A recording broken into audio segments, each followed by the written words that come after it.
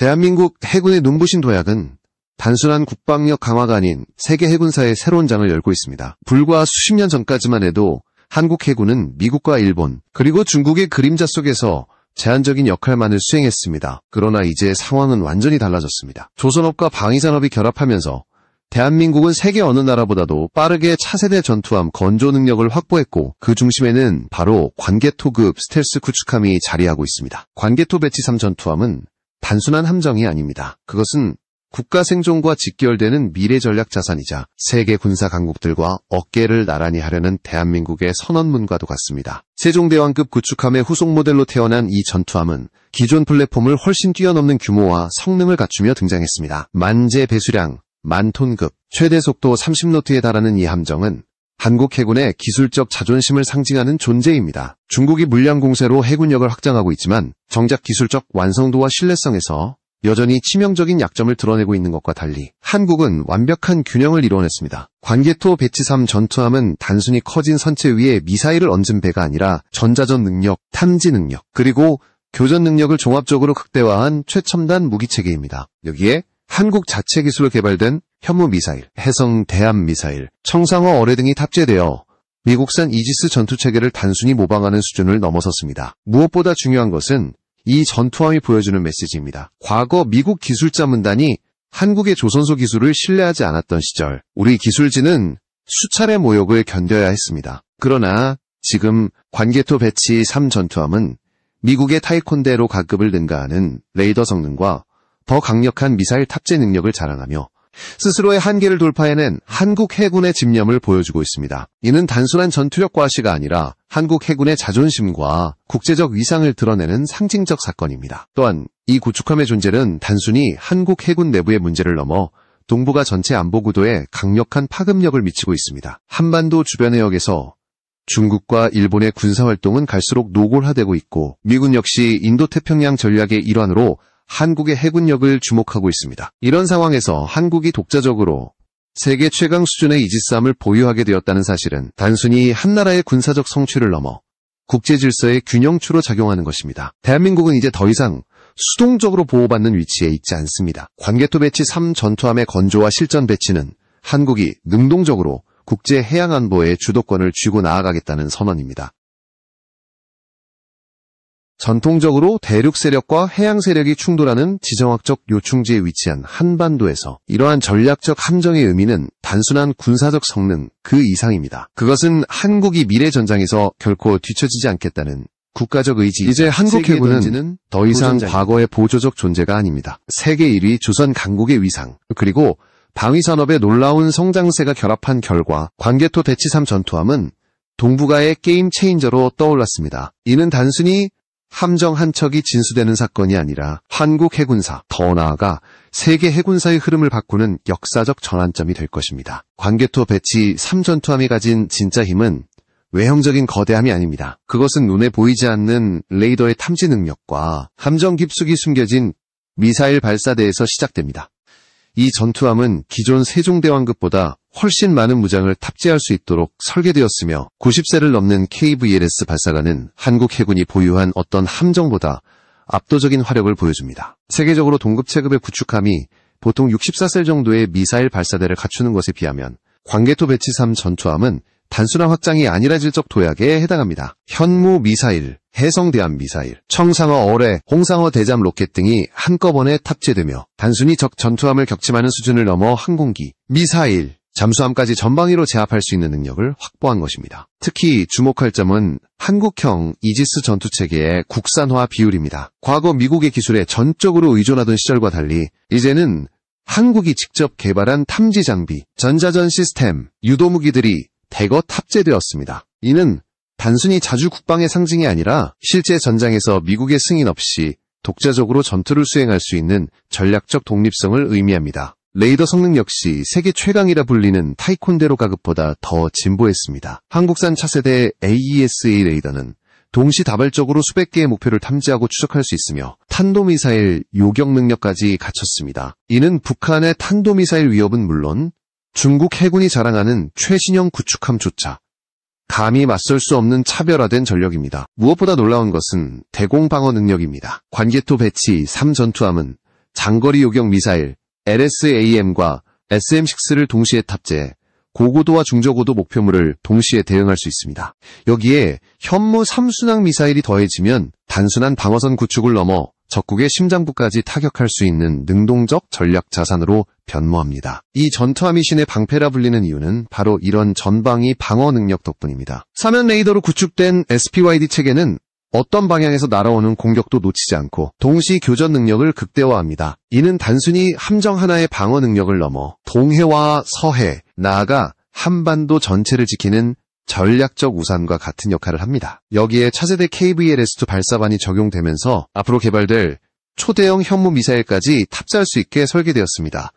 이는 한국 해군이 단순히 현재를 준비하는 것이 아니라 미래의 전장 환경까지 내다보고 있음을 보여줍니다. 이 전투함이 배치되는 순간 동북아 해역에서의 힘의 균형은 완전히 재편될 수밖에 없습니다. 관개토 배치 3 전투함은 하력의 민족이라는 별칭을 단순한 수사에서 현실로 만들어버린 존재입니다. 과거 조선소 기술을 과소평가하던 미국조차 이제는 한국의 건조 능력과 무장 수준의 놀라움을 감추지 못합니다. 중국과 일본이 숫자와 경험으로 버틴다 해도 기술력과 통합전력에서 한국이 새로운 기준을 만들어가고 있는 것입니다.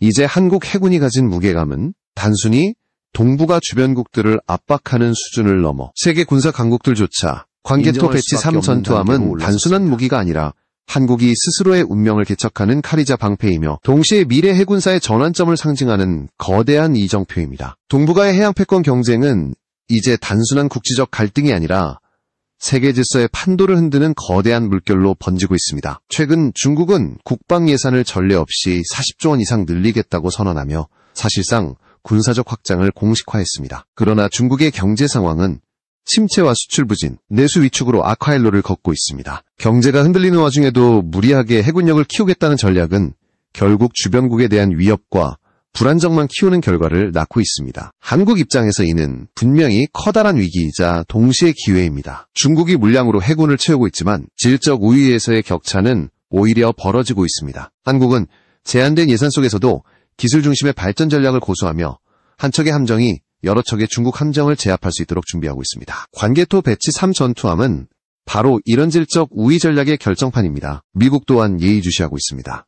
인도태평양 전략의 중심축을 한국과 일본에 두고 있는 미국은 한국이 독자적으로 초강력 이지스 구축함을 갖춘다는 사실에 놀라움을 감추지 못합니다. 과거에는 한국의 조선 기술을 의심하던 그들이 이제는 한국에게 직접 기술 협력을 요청할 정도로 상황이 바뀌었습니다. 이 과정에서 미국은 든든한 동맹국을 얻었지만 동시에 잠재적 경쟁자도 생긴 셈입니다. 한국이 독자적으로 전력화할 수 있다는 사실은 미국의 방산 기업에 위협적인 메시지가 되기도 합니다. 일본의 반응은 더욱 복잡합니다. 일본은 전통적으로 해상자위대를 자랑하며 세계적인 구축함 전력을 유지해왔습니다. 그러나 관개토 배치 3 전투함의 등장은 일본의 우위를 흔드는 사건입니다. 특히 독도 인근 해역을 둘러싼 긴장 속에서 한국 해군이 이처럼 첨단의 무기를 실전 배치한다는 것은 일본에게 결코 가볍게 넘길 문제가 아닙니다. 일본 내부 언론에서는 한국이 게임 체인저를 보유하게 되었다며 긴장감을 노골적으로 드러내고 있습니다. 이처럼 주변국이 당황하는 가운데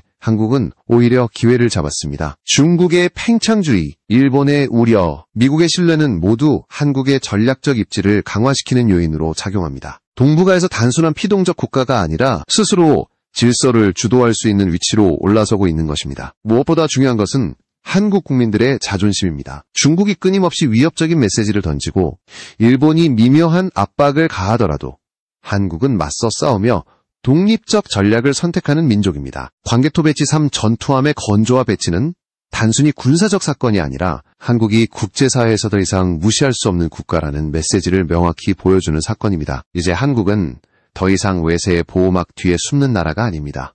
스스로의 기술과 의지로 구축한 최첨단 전투함을 통해 한국은 위기를 기회로 바꾸고 있습니다. 지정학적 압박이 거세질수록 한국의 해군력은 더욱 강해지고 그 과정에서 한국은 동북아의 새로운 균형추이자 세계가 주목하는 전략 국가로 자리매김하고 있습니다. KF-21 전투기의 등장은 한국 항공력의 역사에서 단순한 진화가 아니라 혁명이었습니다. 오랜 세월 동안 외국산 전투기에 의존해왔던 한국은 이제 스스로의 손으로 최첨단 전투기를 개발하고 실전 배치와 동시에 해외 수출까지 노릴 수 있는 단계에 도달했습니다. 이는 단순한 전투기 생산을 넘어 한국이 세계 전투기 시장의 새로운 강자로 떠오르는 순간입니다. KF-21은 처음부터 세계 표준을 목표로 개발되었습니다. 블록 1단계에서는 4.5 세대급 전투기로 분류되지만 이미 F-15EX와 같은 최상위 4세대 전투기와 비교해도 손색이 없으며 일부 성능에서는 오히려 앞서 나간다는 평가를 받고 있습니다. 특히 스텔스 설계가 부분적으로 적용되어 레이더 반사 면적이 크게 줄어들었고 초기 단계임에도 불구하고 5세대 전투기에 필적하는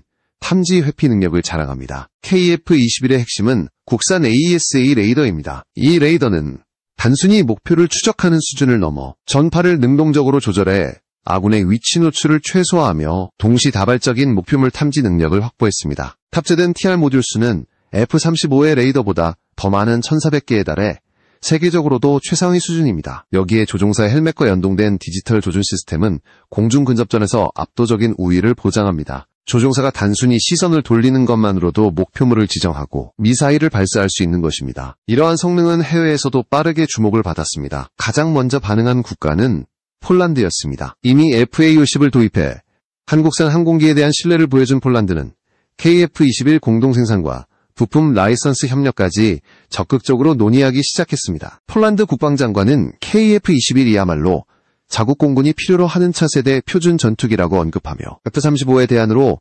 KF-21을 선택할 수 있다는 의지를 드러냈습니다. KF-21의 강점은 단순한 성능에 그치지 않습니다. 가격 경쟁력에서도 F-35를 압도합니다. F-35가 천문학적인 유지비와 제한적인 수출 정책으로 많은 국가들의 부담이 되고 있는 반면 KF-21은 더 저렴한 가격과 자유로운 수출 가능성을 보장합니다. 성능과 비용, 두 마리 토끼를 모두 잡은 한국형 전투기는 세계 전투기 시장에서 게임 체인저로 평가받고 있습니다. 유럽뿐만이 아닙니다. 동남아시아, 중동 등 여러 국가들이 이미 KF-21에 관심을 보이고 있습니다. 특히 중국산 전투기에 대한 신뢰가 낮아지고 러시아산 무기의 공급망이 불안정해진 현재 국제 정세에서 KF-21은 유력한 대안으로 떠오르고 있습니다. KF-21을 선택하는 순간 해당 국가는 단순히 전투기 한 기종을 도입하는 것이 아니라 한국의 방산 네트워크 전체와 연결되는 이점을 얻게 됩니다. KF-21은 한국 공군에게도 새로운 시대를 열어주고 있습니다. 기존에 운용하던 F4, F5 등 노후 기체들을 대체하며 F-16과 F-35와 함께 다층적 전투 편제를 완성합니다. 더 나아가 블록 2, 블록 3로 진화하면서 완전한 5세대 전투기, 나아가 6세대 전투기로 발전할 수 있는 잠재력까지 내재하고 있습니다. 이는 한국 공군이 단순한 지역 방어군을 넘어 세계 어디서든 임무를 수행할 수 있는 전략 공군으로 도약하는 기틀이 됩니다. KF-21의 성과는 단순한 항공기 개발 프로젝트가 아니라 한국의 기술 자립과 국제적 위상 강화를 동시에 이뤄낸 상징적 사건입니다. 만약 KF-21이 본격적으로 수출 시장에 진입한다면 미국 방산업체들의 독점 구도는 무너지고 한국은 세계 무기 수출 시장의 핵심 주자로 자리매김하게 될 것입니다. 대한민국이 지금 추진하는 최종 비밀병기는 단순히 전투함이나 전투기에 머물지 않습니다. 그것은 바로 전략무기, 그리고 독침 전략으로 불리는 비대칭 억제력입니다. 변무계열 미사일의 비약적인 발전과 함께 한국은 이미 7,000발 이상에 달하는 막대한 미사일 전력을 보유하고 있습니다. 순항미사일, 중거리 탄도미사일, 그리고 잠수함 발사 탄도미사일까지 확보하면서 한국은 더 이상 전통적 군사 강국들에 뒤처지지 않습니다. 현무미사일은 단순한 재래식 무기가 아닙니다. 적의 주요 군사 거점과 지휘체계, 심지어 전략적 기반 시설까지 순식간에 무력화할 수 있는 정밀 타격 수단입니다. 여기에 한국이 자체 개발 중인 극초음속 미사일이 더해진다면 적국은 방어할 틈조차 없이 순식간에 무너질 수밖에 없습니다. 미국조차 한국의 현무 전력을 평가하며 한반도에서 가장 강력한 억지력이라 부른 이유가 바로 여기에 있습니다. 하지만 한국이 준비하는 전략은 단순한 재래식 억제에 머물지 않습니다. 필요하다면 언제든지 핵무장까지 가능하다는 신호를 국제사회에 보내고 있습니다. 과거 한국은 충분한 플루토늄을 보유하고 있었고 기술적으로 핵무기를 제조할 수 있는 능력을 이미 확보했습니다. 다만 국제사회와의 약속 때문에 실제 개발을 자제했을 뿐 상황이 달라진다면 한 달 안에 핵무장을 완성할 수 있다는 분석이 지배적입니다. 이 모든 전략을 지휘할 조직이